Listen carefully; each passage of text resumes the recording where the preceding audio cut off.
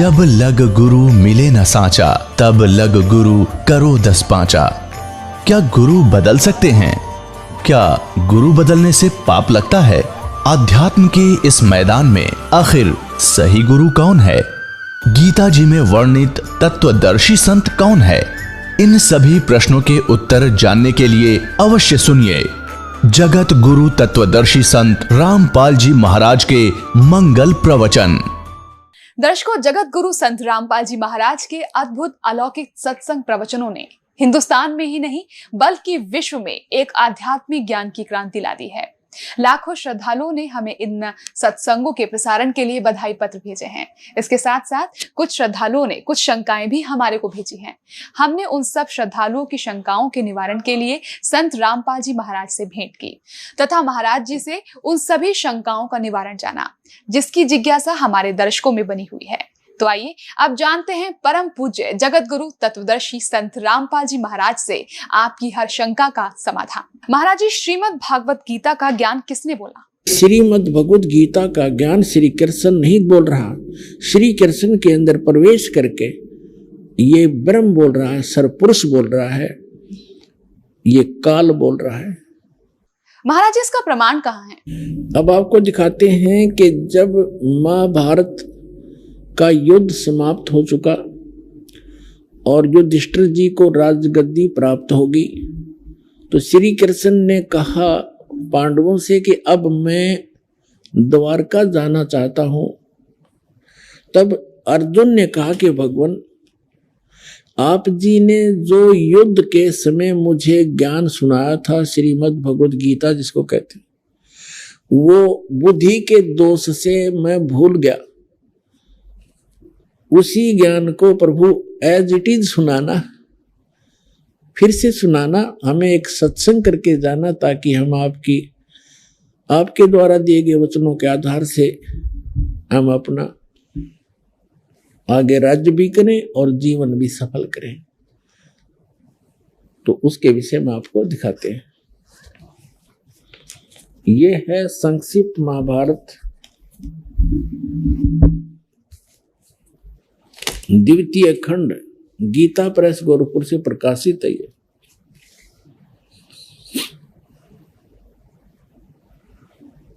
और कहां से छपा है? इसके अनुवादक भी वही हैं, द्वितीय खंड, संपादक तथा संशोधक जयदयाल गोविंद का, और ये यहां से छपी है।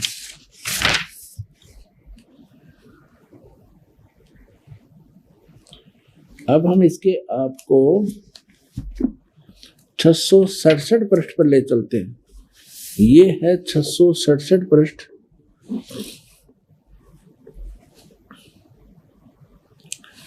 और यहां से हम शुरू करते हैं। अश्वमेधिक पर्व। अर्जुन का श्री कृष्ण से गीता का विषय पूछना और कृष्ण का अर्जुन से सिद्ध महर्षि और कश्यप का संवाद।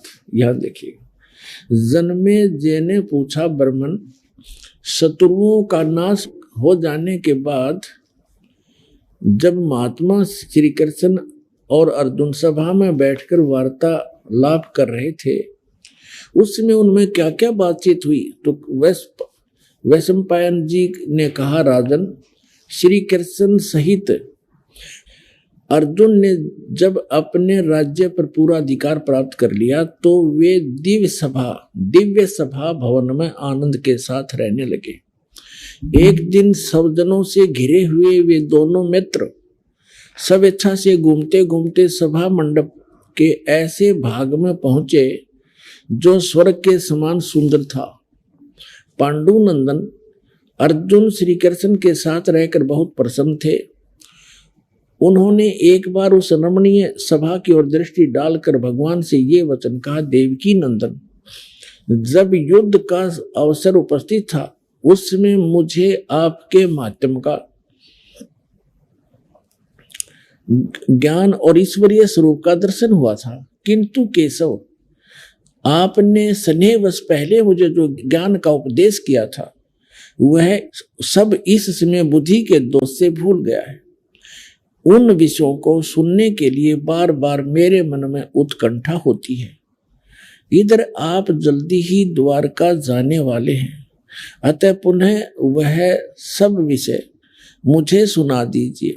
अब कहने का भाव ये है कि अर्जुन कह रहा है कि कृष्ण जी से कि आपने युद्ध के समय जो मुझे गीता वाला ज्ञान बताया था, मैं बुद्धि के दोष से भूल गया, मुझे वही ज्ञान फिर बताओ। अब श्री कृष्ण जी क्या कहते हैं देखिए, वैशंपायन जी कहते हैं अर्जुन के ऐसे कहने पर वक्ताओं में श्रेष्ठ महातेजस्वी भगवान श्री कृष्ण ने उन्हें गले से लगाकर इस प्रकार उत्तर दिया। श्री कृष्ण बोले, अर्जुन, उस समय मैंने तुम्हें अत्यंत गोपनीय विषय का श्रवण कराया था, अपने स्वरूपभूत धर्म सनातन पुरुषोत्तम तत्व का परिचय दिया था और नित्य लोकों का भी वर्णन किया था, किंतु तुमने जो अपनी नासमझी के कारण उस उपदेश को याद नहीं रखा, यह जानकर मुझे बड़ा खेद हुआ। इन बातों को अब पूरा पूरा समझ होना संभव नहीं जान पड़ता। श्री कृष्ण जी के बोल हैं, ये सुन जानते पढ़ियो। पांडुनंदन, निश्चय तुम बड़े श्रद्धाहीन हो, तुम्हारी बुद्धि अच्छी नहीं जान पड़ती। अब मेरे लिए उस उपदेश को ज्यों का त्यों दोहरा देना कठिन है, क्योंकि उस समय योग युक्त होकर मैंने परमात्म तत्व का वर्णन किया था। पुण्यात्माओं, ये भी एक विचलित आत्मा होती है। अब देखो, जैसे दास सत्संग कर रहा है और प्रथम बार कोई श्रोता इसको सुन रहा है, आज के सत्संग को मुश्किल से वो 60% याद रख सकता है, मुश्किल से। और फिर 1 हफ्ता 10 दिन के बाद, महीने 2 महीने के बाद वो मुझे मिले और मुझसे कहे, जी वो सत्संग आपने किया था वो फिर से सुनाना, तो मैं तुरंत सुना दूंगा। यदि मैं अपने होश हवास में बोल रहा हूं और मैं ये कहूं कि तेरी बुद्धि अच्छी नहीं है, तू श्रद्धाहीन व्यक्ति है, तूने वो सत्संग याद क्यों नहीं रखा, और मैं ये कहूं मुझे तो अब याद नहीं, कोई बात हुई या? इसे सिद्ध है कि श्री कृष्ण नहीं बोल रहा था गीता का ज्ञान, उसके अंदर वो काल बोल रहा था प्रवेश करके। अब उसको कुछ भी याद नहीं। फिर कहता उससे मैंने योग युक्त होकर के वो ज्ञान बोला था। योग युक्त का अर्थ होता है परमात्मा से कनेक्ट हो जाना। इसे सिद्ध है कि परमात्मा कोई अन्य है जिससे वो कनेक्ट होने की बात कर रहा है। और जब युद्ध के मैदान में इसे भयंकर स्थिति में योग युक्त हो सकता है, अब पीस माइंड पीस है, उस टाइम तो शांति है, तो उसमें और जल्दी हो जाना चाहिए था योग युक्त, जबकि बिजली गिर गई। वास्तविकता यह है कि श्री कृष्ण जी ने योग ज्ञान पता ही नहीं ना उन्होंने बोला। उन्होंने फिर आगे इसमें अपने सत्र का ज्ञान दे रखा, वो गीता से मेल भी नहीं खाता। इससे आगे गीता है अलग से लिखी हुई है, वो तो गीता से मेल भी नहीं खाता, कैख भी नहीं मिलता आपस में। तो कहने का भाव यह है कि श्री कृष्ण में प्रवेश कर कईयों काल बोल रहा था। इसके बहुत से प्रमाण हैं। जैसे अब पहले तो ये प्रसंग क्लियर करता हूं कि जैसे अब श्री कृष्ण में प्रवेश करके काल बोला था, और ये काल कौन है? ये ब्रह्मा विष्णु महेश के पूज्य पिताजी हैं। और गीता अध्याय नंबर 4 के श्लोक नंबर 5 और 9 में ये क्या कहता है कि अर्जुन, तेरे और मेरे बहुत जन्म हो चुके, तू नहीं जानता, मैं जानता हूं। मेरे जन्म और कर्म अलौकिक हैं। इसके कर्म अलौकिक कैसे है? जैसे श्री कृष्ण में प्रवेश करके प्रेत की तरह गीता का ज्ञान बोल दिया। अब आज तक यही रट लगा रखी थी, श्री कृष्ण जी ने गीता बोली, श्री कृष्ण जी ने गीता बोली, और बोली काल ने कृष्ण जी को तो पता भी नहीं मैंने बोला क्या था गीता में। श्रीमद् भगवत गीता अध्याय नंबर 7 के श्लोक नंबर 24 और 25 में ये स्पष्ट करता है गीता ज्ञानदाता कि अर्जुन, ये बुद्धिहीन मनुष्य जो सामने खड़े हैं आज, ये सोच रहे होंगे कि मैं श्री कृष्ण हूं। ये मुझ अव्यक्त को व्यक्तिम आपनम मनन्ते अबुझा, मुझ अव्यक्त को, व्यक्त माने गुप्त रहता हूं, मैं अपनी योग माया से छुपा रहता हूं, कभी किसी के सामने नहीं आता। और श्री कृष्ण जी तो सामने खड़े थे, श्री कृष्ण होते ये वचन कहते तो सामने खड़े थे, वो छुपे का। तो ये कहता मैंने प्रतिज्ञा, मेरी ये अटल प्रतिज्ञा है तो ये घटिया, पर मैं ये मेरी अटल प्रतिज्ञा, अविनाशी प्रतिज्ञा है, मैं कभी किसी के सामने नहीं आता। तो ये क्या करते रहे, जैसे आपने आपको बहुत बार दिखाया है श्री शिव पुराण के अंदर, शिव महापुराण के अंदर, वो रुद्र संहिता के अंदर आता है, एक बार ब्रह्मा और विष्णु का इस बात पर युद्ध हो गया। ब्रह्मा जी कहते हैं मैं सारी सृष्टि का रचनहार हूं और आपकी भी उत्पत्ति मेरे से हुई है, विष्णु जी को कहते हैं। और विष्णु जी कहते हैं कि आप मेरी नाभि कमल से उत्पन्न हुए हो, मैं सबका, सारी सृष्टि का रचने वाला मैं हूं, सबका पिता हूं, तू मेरा पुत्र है। ब्रह्मा जी कहते विष्णु जी के तू मेरा पुत्र है। अब इनको ये भ्रम कैसे हुआ? इनको ये भ्रम ऐसे होता है जैसे ऋषि लोगों ने समाधिस्थ होने की चेष्टाएं की और इसने प्रतिज्ञा कर रखी है मैं कभी अपने ओरिजिनल रूप में दिखाई नहीं दूंगा, किसी को दर्शन नहीं दूं।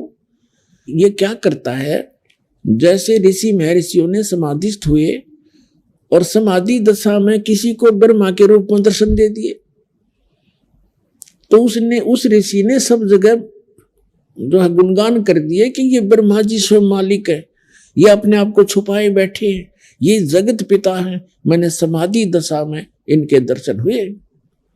इस बात से ब्रह्मा जी फूल गए, 10, 20, 50 ने ऐसे कह दिया और किसी को विष्णु जी के रूप में दर्शन दे दिए। तो उसने कहा कि विष्णु जी यही पूर्ण परमात्मा है, मैंने समाधि दशा में इनके दर्शन हुए, ये अपने आप को छुपाए हुए, ये जगत के मालिक हैं, जगत के रचने वाले हैं, ये सारा समर्थ है। तो उससे विष्णु जी को भ्रम हो गया कि मैं ही रचने वाला हूं, सारे मुझे ही कहने लग रहे।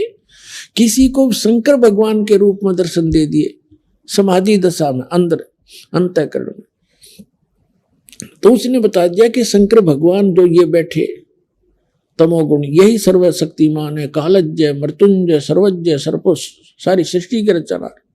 वहां ब्रह्मा और विष्णु जी को भ्रम हो गया, तो उनका युद्ध हो गया। फिर वो बीच में एक स्तंभ खड़ा करा, पिल्लर खड़ा करा, लिंग, तो उन दोनों का युद्ध समाप्त किया। तब ये काल आ गया अपने पुत्र शिव का रूप धारण करके। ये अपने वास्तविक रूप में नहीं आता। इसका वास्तविक रूप कौन सा है? जो श्रीमद् भगवत गीता का ज्ञान देते समय युद्ध के मैदान में दिखा था इसने, 1000 भुजा का है ये, सहस्रा बाहु है ये। ब्रह्मा विष्णु महेश केवल 4 भुजा बना सकते हैं, दुर्गा केवल 8 भुजा बना सकती है, इससे ज्यादा नहीं है। और ये 1000 भुजा से लेकर और 10 भुजा और 4 भुजा और 2 भुजा में बना सकता है। तो ये ऐसे अपना वास्तविक रूप इसका वो 1000 भुजा, वो काल रूप है, वो इसका वास्तविक रूप है। तो उस वास्तविक रूप में ये कभी किसी को दर्शन नहीं देता, इसने प्रतिज्ञा कर रखी है। तो इसी का एक प्रमाण दिखाते हैं श्री विष्णु पुराण के अंदर कि एक बार राक्षसों का और देवताओं का युद्ध हो गया। देवता युद्ध में हार गए और राक्षस विजयी हो गए।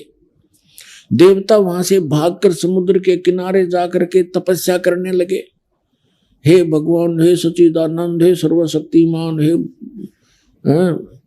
शेषया पर विराजमान होने वाले, वो लगे साधना, वो करने लगे स्तुति। तो विष्णु रूप धारण करके यूं काल आ गया और इसने उनसे कहा कि तुम्हारा जो भी अभिष्ट है, जो तुम्हारे मन में जो तुम्हारे दुख है, वो मैंने जान लिया है और मैं ऐसे ऐसे करूंगा। पढ़ के सुनाता हूं आपको, फिर अच्छा समझ में आएगा। ये देखिएगा श्री विष्णु पुराण, गीता प्रेस गोरखपुर से प्रकाशित।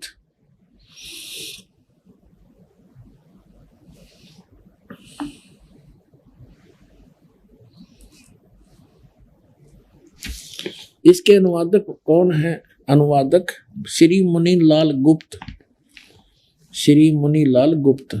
और ये कहाँ से प्रकाशित है, कहाँ से छपी है? ये यहीं से प्रकाशक व मुद्रक है, गीता प्रेस, गोरखपुर, गोविंद भवन कार्यालय, कोलकाता का संस्थान। ये इनके फोन और फैक्स में। ये है चतुर्थ अंश और ये 233 पृष्ठ पे हम यहां पढ़ेंगे। पुरंजय का भी एक दूसरा नाम पढ़ा। यहां लिखा कि पूर्व काल में त्रेता युग में एक बार अति भीषण देव असुर संग्राम हुआ। देवताओं और राक्षसों का युद्ध हुआ। उसमें महाबलवान दैत्य गण से पराजित हुए देवताओं ने भगवान विष्णु की आराधना की। तब आदि अनंत शून्य अशेष जगत प्रतिपालक श्री नारायण ने देवताओं को प्रसन्न होकर कहा, आप लोगों का जो कुछ अभिष्ट है वह मैंने जान लिया है। उसके विषय में यह बात सुनिए। राज ऋषि ससाद का जो पुरंजय नामक पुत्र है, उस अक्षत्रिय श्रेष्ठ के शरीर में मैं अंश मात्र से अवतीर्ण होकर, यानी कुछ समय के लिए उसमें प्रवेश करूंगा, इस पुरंजय के शरीर में होकर उन संपूर्ण दैत्यों का नाश करूंगा। तुम लोग पुरंजय को दैत्यों के वध के लिए तैयार करो। अब कहता है मेरे कर्म अलौकिक हैं। ये कर्म अलौकिक क्यों हैं कि पुरंजय के अंदर जो पुरंजय को खड़ा कर लिया, असुर और देवता आमने सामने युद्ध के लिए खड़े हो गए और यू काल जो है पुरंजय के शरीर में प्रवेश कर गया और वो राक्षसों को मार डाला। अब और दिखाता हूं 243 पृष्ठ पे चतुर्थ अंश ही चल रहा है, अध्याय 3 का श्री विष्णु पुराण 242 पृष्ठ पे तीसरा अध्याय। यह है पूर्व काल में रसातल में मोने नामक 6 करोड़ गंधर्व रहते थे। उन्होंने समस्त नाग कुल के प्रधान रतन और अधिकार छीन लिए थे।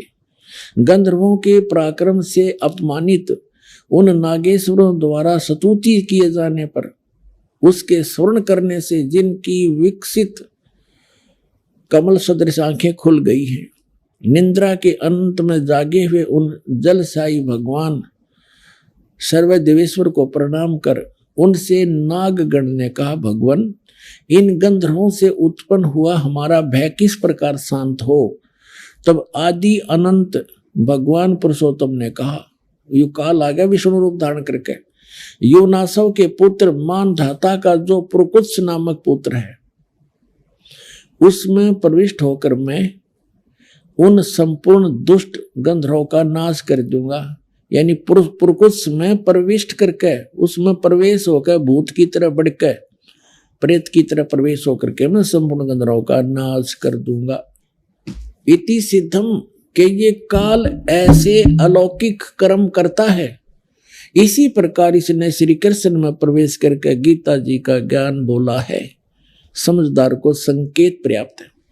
अब दास आपको सुनाने जा रहा है कि गीता ज्ञान दाता 7वें अध्याय के 12वें श्लोक में कहता है कि जो कुछ भी रजोगुण से उत्पन्न होने वाला भाव है, यानी सृष्टि जिससे होती है, रजोगुण के प्रभाव से प्रत्येक प्राणी इतना प्रेरित होता है कि संतानों उत्पत्ति करता है।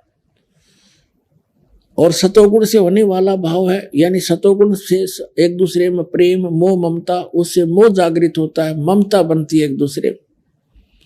और तीसरे से संहार क्रोध तमोगुण, जो तमोगुण से होने वाला यानी शिवजी से होने वाला जो भाव है वो संहार है। इन तीनों जो कुछ भी हो रहा है उसका निमित्त कारण मैं हूं, गीता ज्ञानदाता कहता है। ये काल है। आपको सृष्टि रचना में बहुत बार सुनाया है और कभी फिर सुनाएंगे। इसको एक श्राप लगा हुआ है इस ब्रह्म को, सरपुरुष को। 1,00,000 मानव शरीरधारी प्राणियों का यह नित्य आहार करता है।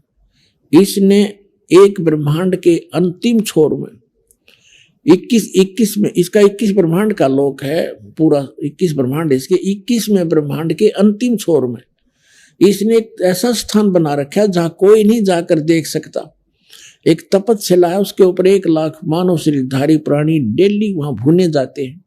ये शरीर तो यहाँ रह जाता है, इसके अंदर एक सूक्ष्म शरीर है, उसके अंदर तो सारे जीवन में हम खाते हैं पीते हैं, जो भी व्यसन करते हैं उसका सूक्ष्म अंश लिप्त हो जाता है, और वहां इतनी गर्म है वो तपतशिला, उसके ऊपर डालकर उसके अंदर से गंध निकाला जाता है। जीव मरता नहीं, वहां मरता नहीं जीव, तो उसको ये खाता है। तो ये कहना चाह रहा है कि इनसे जो कुछ भी हो रहा है उसका निमित्त कारण मैं ही हूं, इनमें मैं नहीं और ये मुझ में नहीं, क्योंकि ये इनसे भिन्न रहता है। अब यहाँ प्रसंग चला है तो इसमें सिद्ध करते हैं कि रजगुण ब्रह्मा है, सतगुण विष्णु है, तमगुण शिव जी, तब ये आगे प्रसंग चलेगा। अब देखिएगा शिव पुराण से सिद्ध करते हैं, ये देखिएगा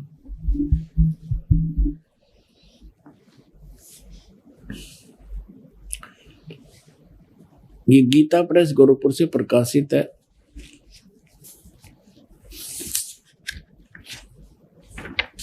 संपादक हैं इसके, ये देखिएगा, संपादक है हनुमान प्रसाद पोदार, और ये कहां से, ये यहां से प्रकाशित है।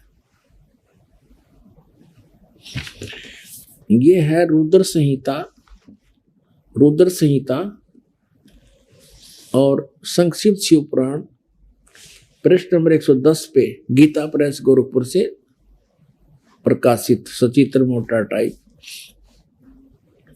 इस प्रकार ब्रह्मा विष्णु और रुद्र इन 3 देवताओं में गुण हैं, यानी रजगुण ब्रह्मा, सतगुण विष्णु, तमगुण शंकर, इन 3 देवताओं में गुण है, परंतु शिव गुणातीत माने गए हैं, वो इन तीनों से अलग हैं। और यही गीता अध्याय नंबर 7 के श्लोक नंबर 12 में स्पष्ट कर रहा है कि इन तीनों गुणों से जो कुछ भी हो रहा, रजगुण से होने वाले भाव, सतगुण से होने वाली स्थिति, रजगुण से होने वाली उत्पत्ति और शंकर से होने वाले संहार, इन तीनों का, इनका मूल कारण तो मैं ही हूं, मेरे कारण ही हो रहा, क्योंकि इसको 1 लाख जीव मानव शरीरधारी प्राणी रोज खाने पड़ते हैं। और फिर ये कहता मैं इनमें नहीं और ये मुझ में नहीं। अब ये खुद यहां भी खुद कह रहा है कि वो इनसे न्यारे हैं, भिन्न हैं। अब ये कंसेप्ट और क्लियर करना पड़ेगा। यहां एक और शंका उत्पन्न हो जाएगी कि ब्रह्मा विष्णु रुद्र, तो रुद्र अन्य भी है, एक जो 8 रुद्रों का 11 रुद्रों का सरदार है, वो रुद्र अलग है, और उन सभी रुद्रों का मुखिया ये शंकर भी है, तमोगुण शंकर, इसलिए इसको भी रुद्र कहते हैं, और 11 रुद्र अन्य भी है। तो ये भी स्पष्ट करना पड़ेगा कि ये ब्रह्मा विष्णु रुद्र और ये महेश इनसे अलग है, ये इनका पिता। ये देखिएगा, एक समय जैसे दास ने बताया था कि ब्रह्मा और विष्णु का आपस में इस बात पर युद्ध हो गया। ब्रह्मा जी कहने लगे तू मेरा पुत्र है विष्णु जी से, और विष्णु जी कहने लगे तू मेरा पुत्र है। इन दोनों का झगड़ा हो गया, तो इनके बीच में एक लिंग खड़ा कर दिया, स्तंभ, तेजो में स्तंभ, और ये फिर युद्ध करना बंद कर गए, उसके और छोर को खोजने में लग गए। फिर वहां अपने पुत्र शिव के रूप में ये खुद आकर खड़ा हो गया, ये काल भगवान। और फिर इनको कैसे संबोधित करता है ब्रह्मा और विष्णु को, सुनिएगा। ये देखिएगा विद्वेश्वर संहिता, ये है विद्वेश्वर संहिता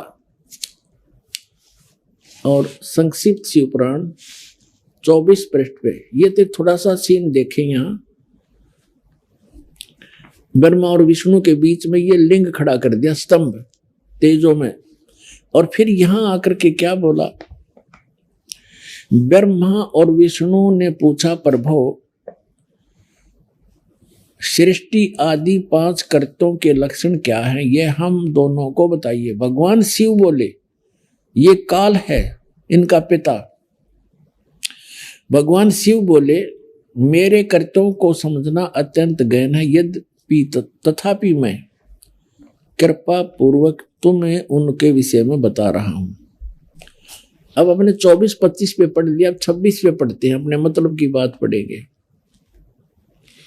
यहां आगे हम नीचे, पुत्रो, ब्रह्मा और विष्णु को ये काल बोल रहा है, पुत्रो तुम दोनों ने तपस्या करके प्रसन्न हुए मुझ परमेश्वर से सृष्टि और सतिथि नामक दो कृत यानी जो दो विभाग, ये दो जॉब प्राप्त किए हैं और ये दोनों तुम्हें बहुत प्रिय है। इसी प्रकार मेरी विभूति स्वरूप रुद्र और महेश्वर ने, मैं नहीं है, ने दो अत्यंत उत्तम कृत्य संहार और तिरोभाव प्राप्त किए। अब देखो ये ब्रह्मा विष्णु तो ये हो गए दोनों पुत्र, रुद्र और महेश्वर ये इन दोनों से न्यारे यानी चार हो गए, और बोलने वाला वो इनका पिता इनसे अलग है। अब यहां फिर और देखते हैं, स्पष्ट हो जाता है। यहां देखो, मैंने पूर्व काल में अपने स्वरूप भूत मंत्र का उपदेश किया है जो ओंकार के रूप में प्रसिद्ध है और वह महामंगलकारी मंत्र है। सबसे पहले मेरे मुख से ओंकार ओम प्रकट हुआ जो मेरे स्वरूप का बोध कराने वाला है। ओंकार वाचक है, मैं वाच्य हूं, यह मंत्र मेरा स्वरूप ही है। प्रतिदिन ओंकार का निरंतर स्मरण करने से मेरा ही सदा स्मरण होता है। मेरे उत्तरवर्ती मुख से आकार का, पश्चिम मुख से उकार का, दक्षिण मुख से मकार का और पूर्ववर्ती मुख से बिंदु तथा मध्यवर्ती मुख से नाद का प्राकट्य हुआ। इस प्रकार 5 अवयव से युक्त ओंकार का विस्तार हुआ है। इन सभी अवयव से एकीभूत होकर यह प्रणव ओम नामक एक अक्षर हो गया। अब यहां हमने देखना है कि ये ओम एक अक्षर जो है ये ब्रह्मा विष्णु महेश के पिताजी का है। और वो कौन है? वो ब्रह्म है, वो काल है। ये ब्रह्म का मंत्र है ओम। गीता अध्याय नंबर 8 के श्लोक नंबर 13 में ये गीता ज्ञानदाता गीता बोल रहा है, इसे ये भी स्पष्ट होता जाएगा। ओम इति एकाक्षरम ब्रह्म व्यवहारण मामनुसमरण। ये देखिएगा, अब हमने शिवपुराण रख दिया, श्रीमद् भगवत गीता उठा लिया। गीता प्रेस ग्रुप से प्रकाशित है। 8वें अध्याय का 8वां अध्याय श्रीमद् भगवत गीता, ये 13वां श्लोक यहां शुरू होता है। ये 13वां श्लोक यहां पर है। इसमें क्या है? ओम इति एकाक्षरम ब्रह्म व्यवहारण माम अनुसमरण ये प्रयाति तजन देहम स याति परमाम गतिम। गीता ज्ञानदाता कह रहा है कि माम ब्रह्म, मुझ ब्रह्म का ओम इति एकाक्षरम, यह ओम एक अक्षर है, नथिंग एल्स। व्यवहारण मन उच्चारण करके अनुसमन सुमन करता हुआ ये प्रयति तजन देहम, जो संसार शरीर छोड़कर जाते समय तक इसका जाप करता है, जाता है, सयाति परमाम गति। इसका सुमन करता हुआ जो शरीर छोड़कर जाता है, सयाति परमाम गति। इस ओम से मिलने वाली, ये ओम यह उदाहरण है। जो पुरुष ओम ओम ओम, ये एक अक्षर हो गया ओम। इति, इस एक अक्षर ब्रह्म को उच्चारण करता हुआ मां मुझ निर्गुण ब्रह्म का चिंतन करता हुआ शरीर को त्याग कर जाता है, वह पुरुष परम गति को प्राप्त होता है। अब इसे ये सिद्ध हो गया कि शिव महापुराण में स्पष्ट हो गया कि ये ब्रह्मा विष्णु महेश रुद्र से जो 5वां है वो इनका पिता है। वो शिव पुराण का वहां संदेश दे रहा है और वो कह रहा है कि मेरा ओम मंत्र है। ओम ये 5 अवयवों से एकीभूत होकर एक ओंकार प्रणव रूप में ओंकार एक अक्षर हो गया। और यहाँ 8वें अध्याय के 13वें श्लोक में गीता जी में स्पष्ट कर रहा है, ये गीता ज्ञान दे रहा है कि ओम इति एकाक्षरम, यह ओम एक अक्षर जो है माम ब्रह्म, मुझ ब्रह्म का एक ओम अक्षर है, नथिंग एल्स। और सुमन करता हुआ, इसका उच्चारण करके सुमन करता हुआ यह प्रियाति तजन देह, जो शरीर छोड़कर जाता है यानी अंतिम सांस तक सिमरण करता है, सयाति परमाम गति, वह परम गति को प्राप्त होता है। कौन सी परम गति? जो ओम से, ओम की जाप से मिलने वाली है। वो क्या? ब्रह्मलोक। अभी आपने देवी भागवत में पढ़ा था कि देवी कह रही है हिमालय राजा को कि गीता प्रेस गोरखपुर से प्रकाशित श्री देवी भागवत सचित्र मोटा टाइप, जिसके 562 और 63 पृष्ठ पर देवी खुद स्पष्ट कर रही है हिमालय राजा को कि और सब पूजाएं त्याग दो, ब्रह्म का जाप करो, उसका एक ओम मंत्र है, वो ब्रह्मलोक में रहता है, उसको पा जाओगे। तो ओम के जाप से ब्रह्मलोक प्राप्ति है। गीता अध्याय नंबर 8 के श्लोक नंबर 16 में लिखा है कि ब्रह्मलोक पर्यंत सब पुनरावृत्ति में वहां गए प्राणी भी जन्म मृत्यु में आते। ये देखिएगा, ये वही श्रीमद् भगवत गीता, इसके 8वें अध्याय के अब 16वें श्लोक में क्या कहा है कि हे अर्जुन, ब्रह्मलोक पर्यंत सब लोग पुनरावृत्ति में, पुनरावृत्ति का इन्होंने यहां विश्लेषण भी किया है, अर्थात जिनको प्राप्त होकर पीछे संसार में आना पड़े ऐसे। तो इसे सिद्ध हो गया कि इससे भी परम गति नहीं हुई, क्योंकि जन्म मृत्यु है तब तक वो ये जीव सुखी नहीं हो सकता। और गीता अध्याय नंबर 15 के श्लोक नंबर 4 में कहा है कि तत्वदर्शी संत और तत्व ज्ञान की प्राप्ति के उपरांत परमेश्वर के उस परम पद की खोज करनी चाहिए, जहां जाने के बाद साधक फिर लौटकर कभी संसार में नहीं आते। इसे सिद्ध है कि श्री कृष्ण नहीं बोल रहा था गीता का ज्ञान उसके अंदर, वो काल बोल रहा था प्रवेश करके। महाराज जी, क्या श्री ब्रह्मा जी, श्री विष्णु जी तथा श्री शिव जी की जन्म मृत्यु होती है? ब्रह्मा विष्णु महेश की जन्म मृत्यु होती है, ये अविनाशी नहीं है। महाराज जी, इसका प्रमाण कहाँ है? देखिएगा, श्रीमद् देवी भागवत 3रा स्कंद, ये गीता प्रेस गोरखपुर से प्रकाशित है। ये देखिएगा, इसके ये सचित्र मोटा टाइप, केवल हिंदी, संपादक हनुमान प्रसाद पोदार, चिमनलाल गोस्वामी, और ये यहां से प्रकाशित है, मुद्रित और प्रकाशित। ये गीता प्रेस गोरखपुर से है। गीता भवन कार्यालय कोलकाता का संस्थान, गीता प्रेस गोरखपुर। इसके 123 पृष्ठ पर ले चलते हैं आपको, बिल्कुल 2 मिनट में सारी कहानी समझ में आ जाएगी। 123 पृष्ठ पे ये 3रा स्कंद। भगवान विष्णु अपनी माता दुर्गा की महिमा स्तुति करते हुए, उनकी स्तुति करते हुए बोल रहे हैं, तुम शुद्ध स्वरूपा हो, यह सारा संसार तुम से उद्भासित हो रहा है। मैं ब्रह्मा और शंकर, हम सभी तुम्हारी कृपा से विद्यमान हैं। हमारा आविर्भाव माने जन्म, तिरोभाव माने मृत्यु। हमारा तो जन्म और मृत्यु हुआ करता है, केवल तुम ही नित्य हो, जगत जननी हो, प्रकृति और सनातनी देवी हो। ये प्रकृति शब्द याद रखना कि दुर्गा को प्रकृति भी कहते हैं।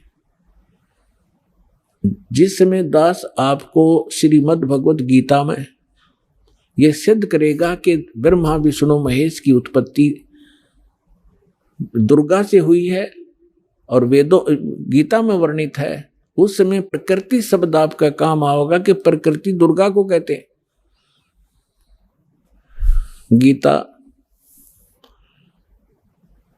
गीता के अंदर 2 प्रकृति बताई है, एक तो जड़ जैसे ये अग्नि वायु हवा आदि, और एक चेतन ये दुर्गा प्रकृति है। तो इसलिए कहते हैं तुम आप ही प्रकृति हो। और फिर भगवान शंकर क्या कहते हैं, देखिएगा, भगवान शंकर बोले, देवी यदि महाभाग विष्णु तुम्ही से प्रकट हुए हैं, उनके बाद उत्पन्न होने वाले ब्रह्मा भी तुम्हारे बालक हुए, फिर मैं तमोगुणी लीला करने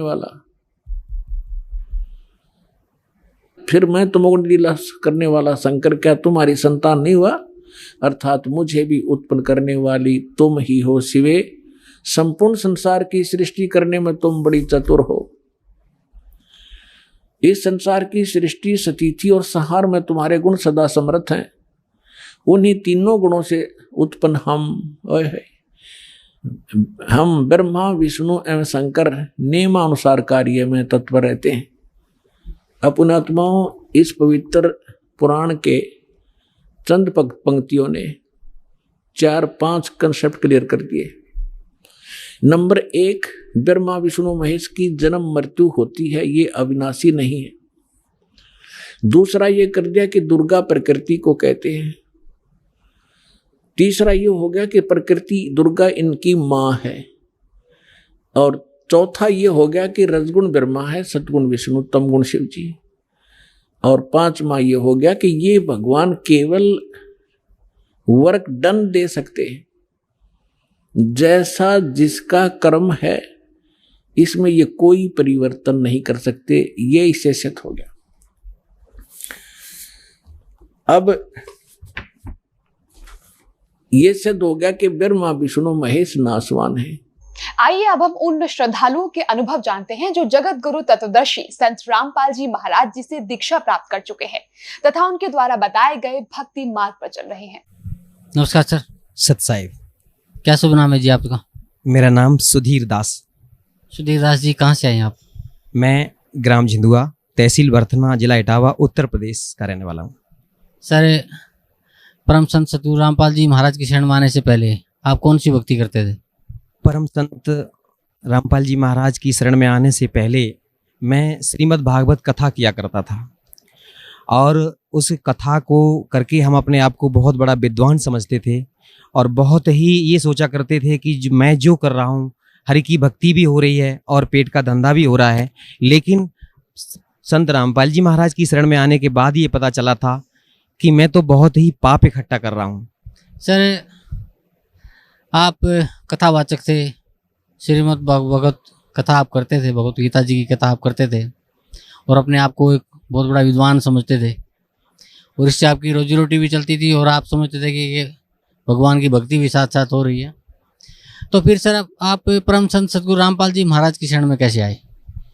संत रामपाल जी की शरण में आने से पहले मैं कथा भागवत जो करता था, तो ये एक बड़ी लंबी कहानी है, बड़ी रोचक कथा। मैं कथा भागवत करने के उद्देश्य से बम्बई में गया हुआ था, तो ट्रेन में मैं चल रहा था। वहाँ पर मुझे ये पुस्तक भक्ति सौदागर को संदेश मिली। हमारी दो बहनें थीं जो उस ट्रेन में जो पुस्तक बांट रही थीं, तो एक तो मतलब जो टेम्पलेट ले रखा था उन्होंने और पीछे से दूसरी पुस्तक लेकर के चल रही थीं। तो टेम्पलेट पर मैंने देखा है कि कौन ब्रह्मा का पिता है, कौन विष्णु की माता, शंकर का दादा कौन है। इस तरीके के जो सवाल मेरे दिमाग में कभी उठे भी नहीं थे, ऐसे सवाल देख करके मैं तो बड़ा हैरान रह गया। और जब मैंने पूछा, मैंने कि भाई ये पुस्तक कहाँ मिलेगी, तो उन्होंने इशारा किया कि वो पीछे हमारी बहन जी आ रही हैं, वो आपको ये पुस्तक देंगी। तो मैंने वो पुस्तक ले ली। पुस्तक को जैसे ही संयोग से मैंने खोला तो उस पर ये संसार रूपी उल्टा वृक्ष का चित्र जो छपा हुआ था, उस चित्र को देख करके मैंने देखा उस पर जड़ पर पूर्ण ब्रह्म परमेश्वर कबीर साहब की तस्वीर लगी हुई थी। तो मैं चूंकि अपने आप को बहुत बड़ा विद्वान मानता था और मैंने उसको देख करके मैंने हंसना शुरू किया। मैंने कहा ये देखो, कबीर को परमेश्वर बता दिया पूर्ण ब्रह्म, और ये ब्रह्मा विष्णु महेश को तो डालियां बता रखा है इसमें। तो वो हमारी बहन जो पुस्तक लेकर के चल रही थी, तो उन्होंने कहा कि आप क्या जानते हो कबीर साहब के बारे में? मैंने कि मैं सब कुछ जानता हूँ, ये तो एक जुलाहा थे और लहर तारा तालाब के किनारे नीरू और नीमा को पड़े हुए मिली थे, ये तो किसी विधवा ब्राह्मणी के पैदा हुए थे। तो वो कहने लगी कि आप मूर्ख हो। मैं उस समय, जैसे आज ये पैंट शर्ट पहन रखे हैं मैंने, उस समय तो मैं कुर्ता और धोती में रहता था, क्योंकि मैं अपने आप को बहुत बड़ा वक्ता मानता था। मैंने कहा कि मैं तो सब कुछ जानता हूँ, आप ऐसे कहते हो, मैं तो कथावाचक हूँ। वो हमारी बहन बोले कि आप कुछ नहीं जानते हो, आप मूर्ख हो। इस शब्द को सुनकर के मैंने अपने आप को वहाँ उस भरी ट्रेन में बड़ा अपमानित महसूस किया। मैंने सोचा, मैंने चलो ज़्यादा बात को नहीं बढ़ाऊंगा। मैंने कहा बहन जी आपकी पुस्तक कितने की है? कि बोले 10 रुपए की। मैंने वो पुस्तक ले ली और पुस्तक को पढ़ना शुरू किया। तो जहाँ मैं जा रहा था, थोड़ी ही पुस्तक पढ़ पाई, तब तक मैं वहाँ पहुँच गया और उस घर में जहाँ मेरा प्रोग्राम था वहाँ पहुँच गया मैं। फिर उसको मैंने स्टेप बाय स्टेप जब पढ़ना शुरू किया, तो कभी तो मन में आता, बोले कितना घटिया लिखा है इसमें, तो गलत लिखा है, ऐसा नहीं है, वैसा नहीं है। बड़े दिमाग में उल्टे सीधे प्रश्न आ रहे थे। लेकिन फिर जैसे जैसे पढ़ते गए तो बर्दाश्त जब नहीं हुआ, एक जगह जाकर के मुझे रुक जाना पड़ा। उसमें लिखा था कि द्रौपदी का चीर कृष्ण ने नहीं बढ़ाया था, वो पूर्ण ब्रह्म परमेश्वर कबीर साहब ने बढ़ाया था। तो चूंकि मैंने तो यही पढ़ रखा था जो शास्त्रों में लिखा था कि कृष्ण भगवान ने चीर बढ़ाया है, तो मैं इस चीज को देख करके बड़ा हैरान हो गया और मैंने सतलोक आश्रम बरवाला के लिए उस पुस्तक पर लिखे हुए फोन नंबर तुरंत डायल कर दिए। और यहाँ पर जो हमारे कोई भगत जी ने फोन उठाए, उन्होंने कहा, मैंने उनसे पूछा, मैंने कि आपके यहाँ से ये पुस्तक छपी हुई है भक्ति सौदागर को संदेश? बोले हाँ जी छपी हुई है। तो आपने उसमें पृष्ठ संख्या इतने पर ये कैसे लिख दिया है कि ये कृष्ण ने चीर नहीं बढ़ाया? तो वो कहने लगे कि भगत जी बिल्कुल सही है, आप पहले पूरी पुस्तक पढ़ो, ज्ञान समझो, और जो भी शंकाएं हो आप यहाँ आ जाइए और मैं आपकी सारी शंकाएं समाधान कर दूंगा। मैंने कहा आप कुछ नहीं है, इस तरीके से तो आपने गलत बोल रखा है, ऐसा नहीं है, कहीं कोई प्रमाण नहीं है। बोले कि सब कुछ प्रमाण सहित मिल जाएगा, आप यहाँ आओ। तो मैंने फिर उस पुस्तक को फिर पढ़ना शुरू किया, क्योंकि मैं एकादशी व्रत भी रहता था। और जैसे इस गीता प्रेस गोरखपुर से प्रकाशित एक पुस्तक चलती है वहाँ से जो एकादशी महात्म के नाम से, तो वो पुस्तक मैंने पढ़ी। उस पुस्तक में मैंने ये पढ़ रखा था कि एकादशी का व्रत एक तरफ और दुनिया के सारे व्रत एक तरफ, यानी कि सबसे बड़ा व्रत होता है। और राजा अम्बरीश की कथा सुनाया करता था जब मैं मंच पर बैठ करके, तो उसमें जो दुर्वासा ऋषि जैसे ऋषि के छक्के छुड़ा दिए थे उन्होंने, तो वो भी एकादशी का व्रत ही रखते थे, ऐसा उसमें लिखा हुआ था। तो मैं ये मानता था कि ये व्रत सबसे सर्वश्रेष्ठ है। लेकिन जब ये पुस्तक पढ़ी भक्ति सौदागर को संदेश, उसमें ये पता चला कि ये व्रत रखना तो ये मना किया हुआ गीता में, फिर तो ये शास्त्र विधि को त्याग करके मनमाना आचरण हो गया। अब मेरी समझ में ये आने लगा कि वास्तव में सच्चाई तो कुछ है, लेकिन चूंकि मैं अपने आप को बहुत बड़ा विद्वान मानता था, इसलिए सेट नहीं कर पा रहा था अपने आप को। अब मैं बहुत दुखी हो गया, इतना दुखी उस संयोग से, उस समय एकादशी ही थी, उस दिन मैंने व्रत कर रखा था और अपनी जो भी दैनिक पूजा पाठ कर रखी थी जो थी वो करने के बाद में भोजन भी नहीं किया था, जल भी ग्रहण नहीं किया था। अब मैं बड़ा हैरान था, इतना दुखी मैं अपने आप को ये सर्टिफाई नहीं कर पा रहा था कि ये जो पुस्तक में लिखा हुआ ये सत्य है या जो मैंने अभी तक पढ़ा वो सत्य है। ऐसी उधेड़ बुन में पूरा समय निकल गया, रात हो गई, अब मुझे नींद नहीं आ रही थी। मैं इतना दुखी, जैसे किसी को पुत्र शोक हो जाता है, उससे भी बढ़कर के मुझे इतना दुख था कि वास्तव सच्चाई क्या है। ये ऐसे ही मतलब सोचते पता नहीं मेरी कब आंख लग गई और उसी समय सपने में हमारे परम पूजनीय सदगुरुदेव जी के रूप में परमात्मा स्वयं आकर के हमसे कहने लगे, बोले बेटा ये जो आज तुझे ये मार्ग प्राप्त हो रहा है ये है सच्चा मार्ग, वो अभी तक जिस मार्ग पर तू चल रहा था ये झूठा है बिल्कुल। इसको देखने के बाद में मैंने एकदम से मेरी आंख खुल गई, देखा उस समय सुबह के 4 साढ़े 4 बजे का समय था। मैं चूंकि जानता था कि ये ब्रह्म मुहूर्त का समय है और मैंने निश्चय किया कि ये जो मार्ग अब प्राप्त हो रहा है, ये जो पता चला है ये सच्चा मार्ग है। तो मैंने एकदम से अपने आप को सेट किया, मैंने कि अब चाहे कुछ भी हो जाए मैं अब सतलोक आश्रम बरवाला जाऊंगा। अब जैसे ही मेरा वहाँ से कार्यक्रम समाप्त हुआ, मैं जब वापस आया यहाँ अपने इटावा में, मेरे पिताजी चूंकि शंकर जी की साधना किया करते थे, मैंने उनको बताया, मैंने कि पिताजी आप ये साधना करते हो ये गलत साधना है। और मैंने हजारों बार गीता पढ़ डाली थी। जब गीता अध्याय 7 श्लोक नंबर 12 से लेकर के 15 तक पढ़ता था, उसमें लिखा हुआ है कि जो ब्रह्मा विष्णु महेश की साधना करने वालों को राक्षस स्वभाव के धारण किए हुए मनुष्यों में नीच कहा गया है। और लास्ट में लिखा हुआ कि ये मेरी भी साधना नहीं करते। तो यहाँ पर मेरी बुद्धि चकराया करती थी कि ऐसा क्यों लिखा है, सारा समाज तो कृष्ण भगवान की पूजा करता है और कृष्ण भगवान ही गीता का ज्ञान दे रहे हैं और यहाँ पर लिखा हुआ कि मेरी साधना नहीं करते। और फिर जब गीता अध्याय 4 के श्लोक नंबर 34 में जब पहुंचता, उसमें लिखा हुआ कि उस ज्ञान को तू किसी तत्वदर्शी संत के पास जाकर के समझ। तो यहाँ मैं सोचा करता था कि वो तत्वदर्शी संत कौन होगा, कैसा होगा। मैं सत्य बता रहा हूँ भगत जी कि जब मैं कहीं मंच पर बैठ करके कथा कर रहा होता और मेरे सामने से कोई कथा सुनने के वाला कोई भी संत या महात्मा आया करता, तो मैं ये देखा करता था, मेरे दिमाग में एकदम से आती कि कहीं ये वो तत्वदर्शी संत तो नहीं है जो गीता जी का ज्ञान दे रहे हैं। ऐसे मतलब जो बताया कि उस ज्ञान को जाकर के, परमात्मा ज्ञान को उनसे जाकर के समझो। लेकिन पढ़ते रहते थे, समझ में कुछ नहीं आता था। कृष्ण भगवान को अपना इष्ट मानते थे। कई बार मैं कृष्ण भगवान के सामने बैठ करके रोया करता था कि हे परमात्मा, आप तो कुछ भी करते हो, कुछ भी कर सकते हो, आप तो सुख के दाता हो, लेकिन मुझे सुख नहीं मिला था। मेरे पिताजी जो शंकर जी की साधना करते थे, सारा जीवन उन्होंने बगैर नहाए धोए कभी जल भी ग्रहण नहीं करते थे, इतना मतलब भक्ति करते थे शंकर भगवान की। और उनके जीवन पर अगर हम थोड़ा सा प्रकाश डालना चाहेंगे कि उनके जीवन में कभी सुख नहीं मिला, जब उन्हें किसी प्रकार का कोई सुख नहीं मिला, भक्ति इतनी ज्यादा करते थे, लेकिन आध्यात्मिक लाभ तो बहुत दूर रहा, वैसे भी कोई उनको लाभ नहीं हुआ।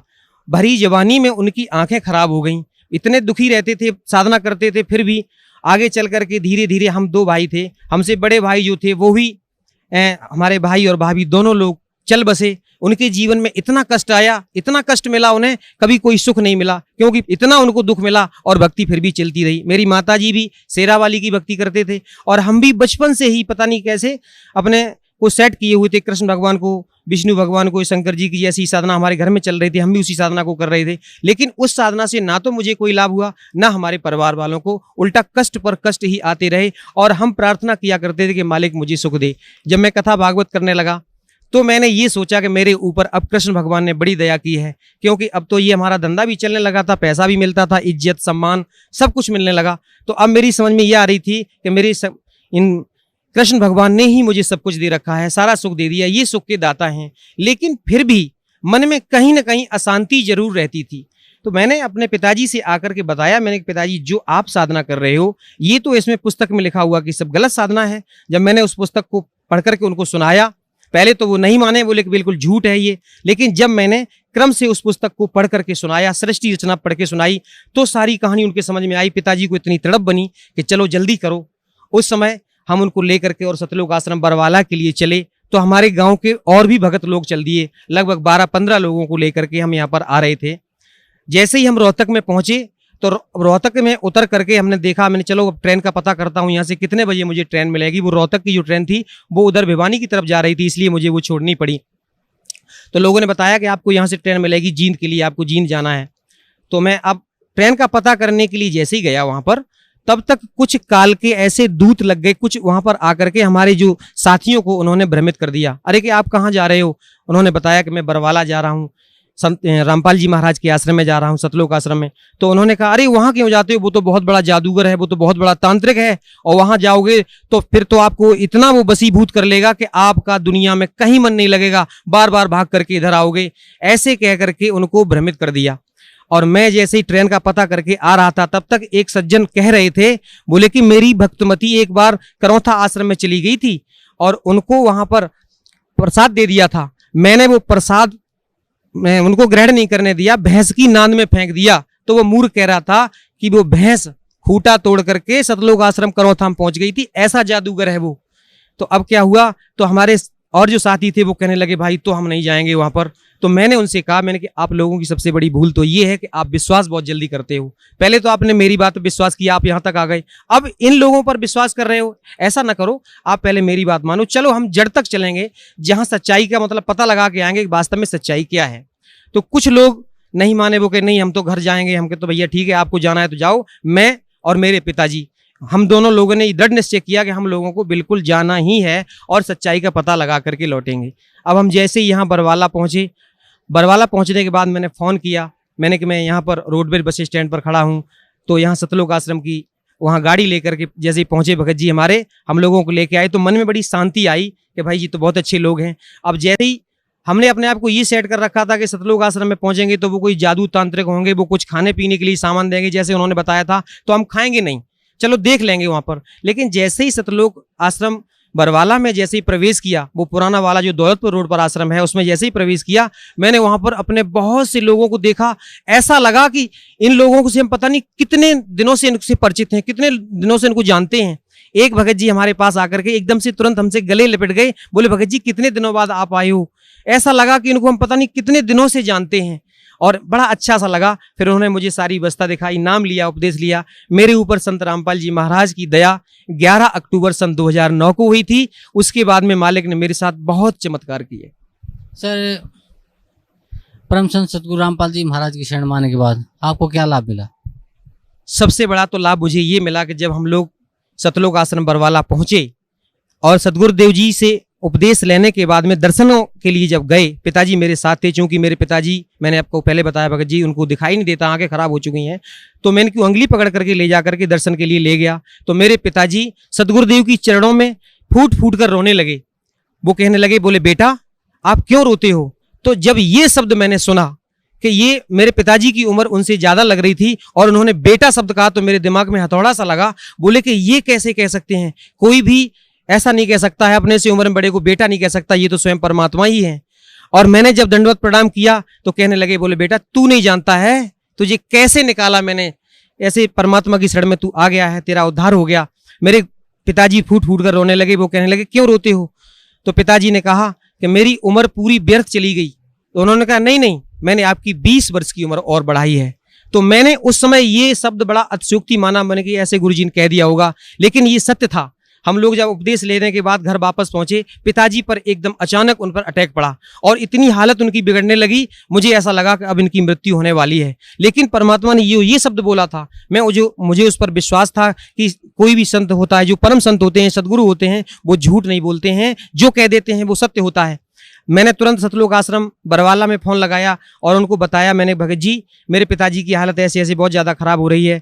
तो उन्होंने कहा कि अमृत जल और प्रसाद जो रखा है उसको दे दो और दंडवत प्रणाम करने के बाद में परमात्मा से प्रार्थना करो और जितनी जल्दी हो सके आप शीघ्र यहाँ ले आओ।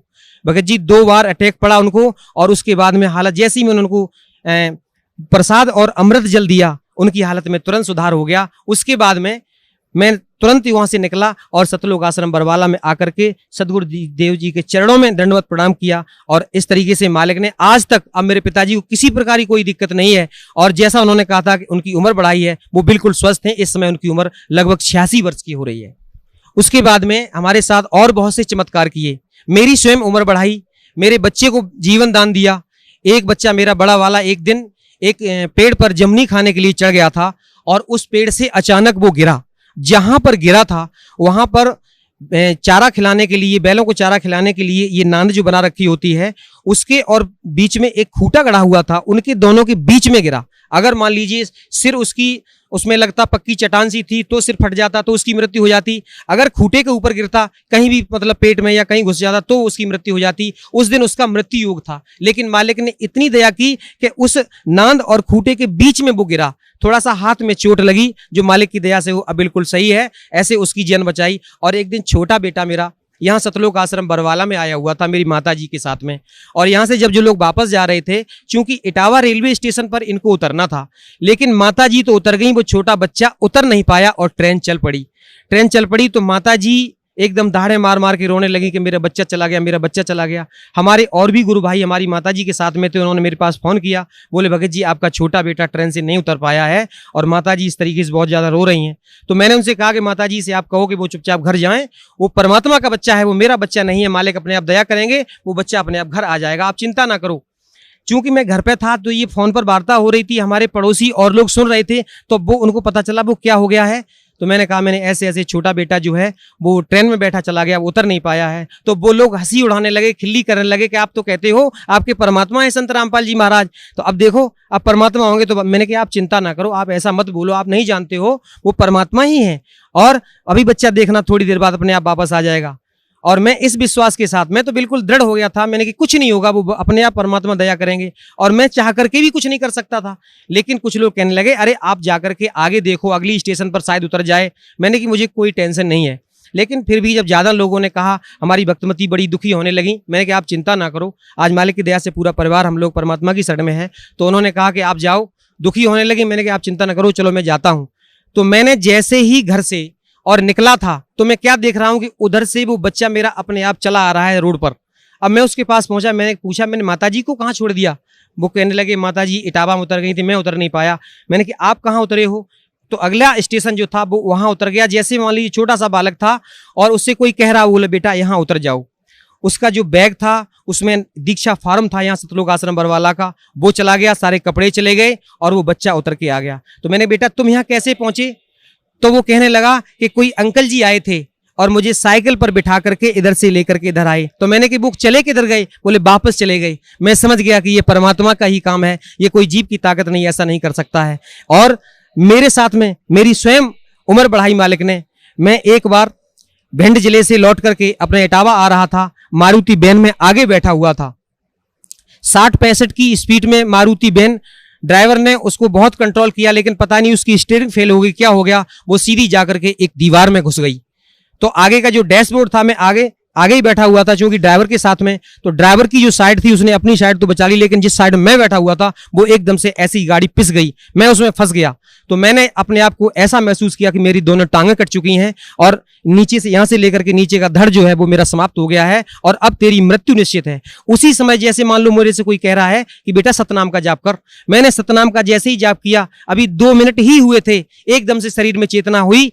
जैसे मान ली मैंने अपने आप को महसूस किया हो कि कोई मुझे नीचे से एकदम से आशीर्वाद दे करके, बिल्कुल वो परमात्मा की दया थी कि मेरा शरीर बिल्कुल सही है। मैंने अपने आप को सही महसूस किया कि टांगे भी सुरक्षित हैं और भी किसी प्रकार की कोई दिक्कत नहीं है। अब क्या हुआ, मुझे चूंकि मैं फंस गया था, पीछे खींच करके निकाला गया और हमारी चोट भी यहाँ पर लगी हुई थी, बहुत ज्यादा ब्लड निकल रहा था। उस दिन मेरा मृत्यु योग था, लेकिन मालिक ने मेरे ऊपर दया की, मुझे जीवन दान दिया। मुझे अनायास ही वो शब्द याद आ गए जो मैंने कभी बचपन में किसी तांत्रिक से पूछा था। एक बार मैंने एक तांत्रिक से, वो हाथ देखने वाला आ गया था, उससे मैंने अपने जीवन चूंकि दिखाया करते थे पहले, ऐसे धारणा बनी रहती थी। तो उसने मुझे बताया था, बोले बेटा आपकी 35 वर्ष की आयु में मृत्यु हो जाएगी। तो मैंने ये झूठ माना था, और उसने ये भी कह दिया था कि आपके भाई की भी मृत्यु 35 वर्ष में हुई है और आपकी भी मृत्यु 35 वर्ष में होगी। उस दिन मैंने, जब वो दिन तुरंत मुझे याद आ गया, उस दिन दास ये पूरा 35 वर्ष का हो चुका था। तो मैंने समझ लिया कि ये मालिक ने दया की, आज मेरा मृत्यु योग था। इस तरीके से मुझे मालिक ने मुझे भी जीवन दान दिया, मेरे ऊपर बड़ी दया की। सर, परम संत सतगुरु रामपाल जी महाराज से नाम उपदेश लेने के बाद आपको बहुत से लाभ मिले। आपको जीवन दान भी मिला, आपके बच्चों को जीवन दान मिला, आपके पिताजी को भी जीवन दान मिला। तो सर, भक्त समाज को आप क्या संदेश देना चाहते हैं? सबसे पहले तो मैं साधना चैनल वालों का बहुत धन्यवाद करना चाहूँगा कि उन्होंने सच्चाई हम लोगों तक पहुँचाई। हम लोगों को पता ही नहीं था कि वास्तव में सच्चाई क्या होती है, और साधना चैनल वालों का मैं बहुत ही आभारी हूं। और खास तौर से मैं अपनी बहन नेहा शर्मा का धन्यवाद करना चाहूँगा कि जिस तरीके से उन्होंने हम लोगों के सामने उस कार्यक्रम को जो पेश किया है, उससे लोगों को बहुत अच्छी तरीके से समझ में आ रहा है। और साधना चैनल वालों का इतना धन्यवाद करना चाहूँगा कि उन्होंने सच्चाई को हम लोगों तक पहुँचाया, और मीडिया का काम भी यही है कि सच्चाई को सामने पहुँचाए। और भक्त समाज को ये संदेश देना चाहूँगा कि जो भी आज हमारे भाई जो राम कृष्ण विष्णु इनकी चक्कर में पड़े हुए हैं, जो हमारी तरीके से कथावाचक बन करके अपने आप को बहुत बड़ा विद्वान कह रहे हैं, मैं उनसे बार बार प्रार्थना करना चाहूँगा कि आप यहाँ सतलोक आश्रम बरवाला, जिला हिसार, हरियाणा में आओ। वो छोड़ दो झूठा नाम, और ये साधना करने से कोई लाभ नहीं है। और अपने आप को जो विद्वान मानते हो, आप विद्वान नहीं हो, आप पाप के भागी हो रहे हो। और सतलोक आश्रम बरवाला में स्वयं कबीर परमेश्वर के अवतार संत रामपाल जी महाराज आए हुए हैं। उनकी शरण में आने के बाद आपको कल्याण हो सकता है, नहीं तो विश्व में कोई भी संत, कहीं भी, कोई भी मंदिर मस्जिद में जाने से कोई भी आपका कल्याण नहीं कर सकता है। ये मैं सत्य कह रहा हूं, और ये बिल्कुल ये यथार्थ है कि परमात्मा की शरण में आने के बाद ही आपका कल्याण संभव है, नहीं तो कहीं कल्याण संभव नहीं है। ये झूठी कथा भागवत करने से या किसी तरीके से अपने आप को विद्वान साबित करने से अपने आप को धोखा दे रहे हो, या मनुष्य जीवन बर्बाद कर रहे हैं अभी आप। ये पूर्व जन्म के संस्कार आपके हैं जो आपको मिले हुए हैं। तो मैं आपसे प्रार्थना करना चाहूंगा कि जो लोग भी साधना चैनल के माध्यम से हमारी इस बात को सुन रहे हैं, मैं सबसे ये संदेश पहुंचाना चाहूंगा कि बहुत जल्दी, शीघ्र अति शीघ्र, बिना किसी पल को गंवाए हुए सतलोक आश्रम बरवाला, जिला हिसार, हरियाणा में आइए और सतगुरुदेव रामपाल जी महाराज से नाम दीक्षा लीजिए और अपना कल्याण करवाइए। सत साई जी, धन्यवाद आपका बहुत। क्या शुभ नाम है जी आप जी का? भारत दास। भारत दास जी, कहाँ से आए आप? विकास कुंज लोनी, गाजियाबाद, यूपी। संत रामपाल जी महाराज से नाम उपदेश लेने से पहले आप कौन सी भक्ति करते थे? हम ब्रह्मा विष्णु महेश की भक्ति करते थे। तो जो भक्ति आप ब्रह्मा विष्णु महेश की करते थे, उससे आपको क्या लाभ मिलता था? हमें लाभ कुछ नहीं मिला, हानि मिली। ज़्यादा से ज़्यादा लाभ भी नहीं मिला, हानि मिली हमें। मैं 6 साल का था जब मैंने एक बर्थडे पे अपनी पार्टी खरीदी। उसके बाद अगले दिन ही मुझे दौरे पड़ने शुरू हो गए थे। फिर मेरे दौरे पड़ने लगे थे। मेरे पापा भी मेरे से परेशान हो गए थे कि मर ही जाए तो अच्छा ही है। संत रामपाल जी महाराज की शरण में आप कैसे आए? हमारे इधर एक भगत जी है रामपाल दास, उन्होंने मेरे पापा को समझाया। वो पापा जी यहाँ आए मेरे, फिर पापा जी हमें लेके गए, फिर हमने यहाँ से नाम लिया। संत रामपाल जी महाराज से नाम उपदेश लेने के बाद आपको क्या लाभ मिला? नाम लेने के बाद मुझे लाभ हुआ। मेरी जो बीमारी थी वो मेरी कम हो गई है। मेरे को बीमारी जो है वो मेरी अब एकदम मैं स्वस्थ रहता हूँ। ज़्यादा मेरे को दौरे नहीं पड़ते, मैं एकदम स्वस्थ हूँ। तो भगत समाज को क्या संदेश देना चाहते हैं आप? भगत समाज को मैं यही संदेश देना चाहता हूँ कि सतलोक बरवाला आश्रम में आइए। बंदी छोड़ सतगुरु रामपाल जी महाराज आए हुए हैं, पूर्ण परमात्मा आए हुए हैं। सभी भक्तों से प्रार्थना है कि बंदी छोड़ सतगुरु रामपाल जी महाराज की शरण में आए। जी, धन्यवाद आपका, बहुत बहुत धन्यवाद।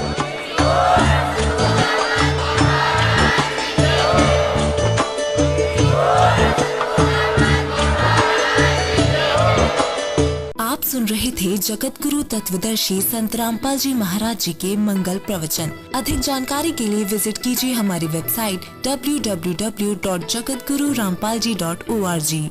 संत रामपाल जी महाराज जी के शुभ आशीर्वाद से पूरे विश्व भर में 500 से भी ज्यादा नाम दीक्षा केंद्र हैं, जिन पर संत रामपाल जी महाराज जी द्वारा ऑनलाइन निशुल्क नाम दीक्षा दी जा रही है। अपने नजदीकी नाम दीक्षा केंद्र का पता करने के लिए संपर्क करें 8222880541।